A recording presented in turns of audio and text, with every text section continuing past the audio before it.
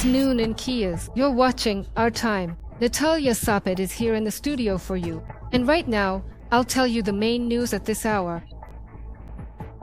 A Russian drone strike on Kiev overnight. As of now, 3 people are known to have died and 32 have been injured. Among the injured are 7 children. Just like on Saturday night, when Russia used ballistic missiles, the Russians targeted residential neighborhoods. Homes and other buildings in 3 districts of Kiev were damaged. The most casualties were in a 9-story building in the Desnyansky district, where a Russian drone hit. There, a mother and her 19-year-old daughter, as well as another person, were killed.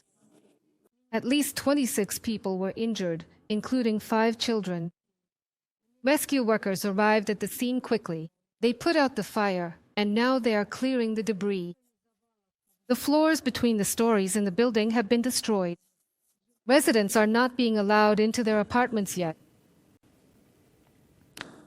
Russia has carried out thousands of strikes with various types of weapons on Ukraine this week.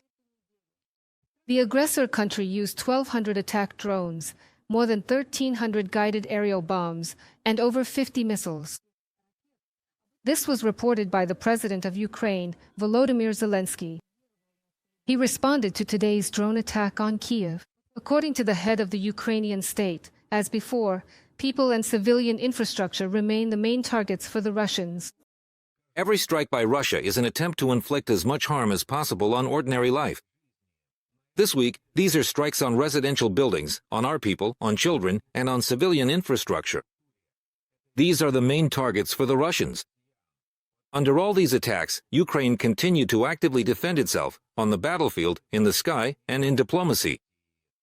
There are significant results from the pressure on Russia, the 19th sanctions package from the European Union and new sanctions from the United States against Russian oil.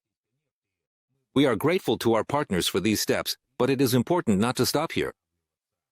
Volodymyr Zelenskyy, President of Ukraine, on Telegram. Russia launched more than 100 drones at Ukraine on Sunday night. About 60 of them were Shahids, according to the Ukrainian Air Force. The defenders of Ukraine's skies neutralized 90 UAVs of various types in the north, south, and east of the country. Drone strikes were recorded at 4 locations. In 5 other places, debris from downed aerial targets fell. Germany's Minister of Economy and Energy, Katharina Reich, and her delegation were forced to take shelter during a Russian attack on Kiev on Saturday night. She shared this in comments to German media. According to Reich, it was a painful experience for her. At the same time, she noted that such Russian strikes have become a sad part of everyday life for Ukrainians.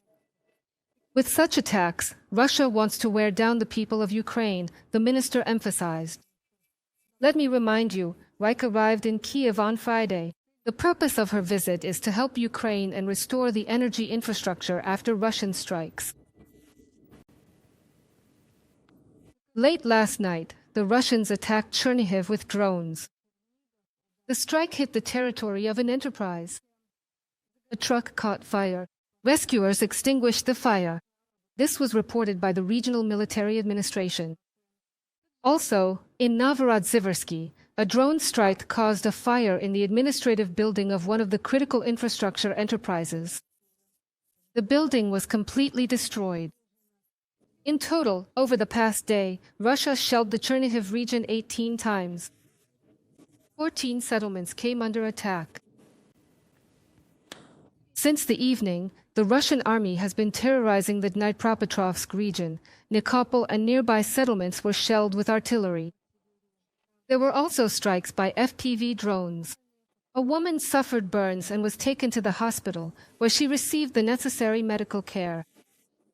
3 private homes, an outbuilding, a power line, and a gas pipeline were damaged. 1 person was killed and another suffered a concussion as the result of a Russian attack on the Zaporizhia region. The Russian army dropped guided aerial bombs on Ragnapilia.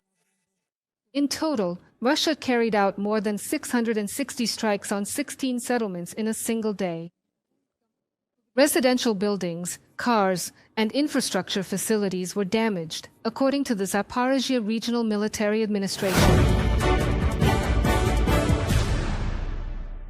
Due to American sanctions, Russia could lose more than half of its oil exports to India and China.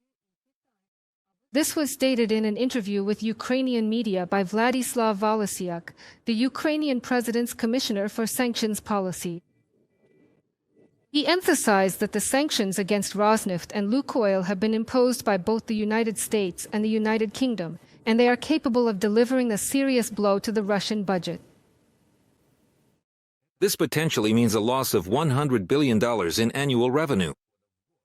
We expect that, provided the relevant sanctions are properly enforced, Russia will lose at least 60 to 70% of its oil exports to both India and China. That's painful, that's a lot. For comparison, right now, Russia earns about $10 billion a month. So that's half of Russia's oil dollars gone with just one sanctions decision against two oil companies. Vladislav Volosyak, the president of Ukraine's commissioner for sanctions policy. Sanctions by the US and EU against Russia are important, but the pressure needs to be increased. This was stated by Finland's foreign minister, Alina Valtonen.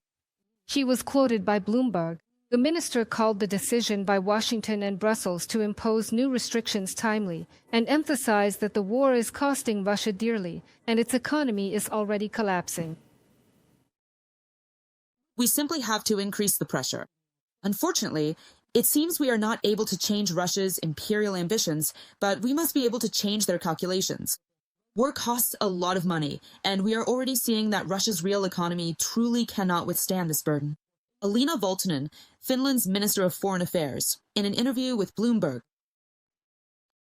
Lithuania has once again closed its border with Belarus because of helium balloons in its airspace.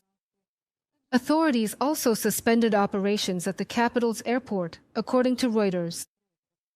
Flights were banned until 2 a.m. on Sunday.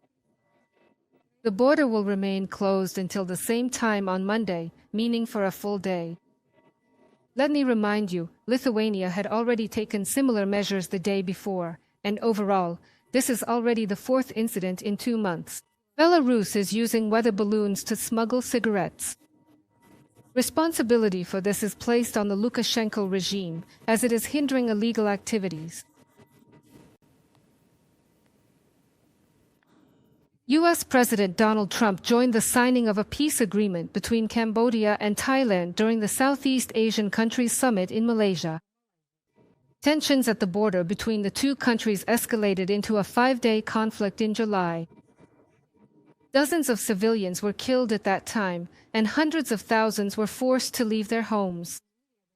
The initial ceasefire, brokered by Malaysia, was signed on July 28 after the U.S. president held phone talks with the leaders of both countries and warned them that he would not enter into trade agreements with either side if the conflict continued. So now, these gentlemen have signed what we called a Kuala Lumpur peace agreement. Both countries have agreed to cease all military actions and to work on establishing good neighborly relations, which has already begun. 18 Cambodian prisoners of war will be released, and under this agreement, observers from ASEAN countries, including Malaysia, will be sent to ensure peace and maintain it. I have no doubt that this will happen. Subscribe to The Gaze and stay updated on the most important events, top news from Ukraine and all over the world, in-depth analysis, exclusive reports and interviews, all on hand in our channel. Join our community of viewers and stay tuned.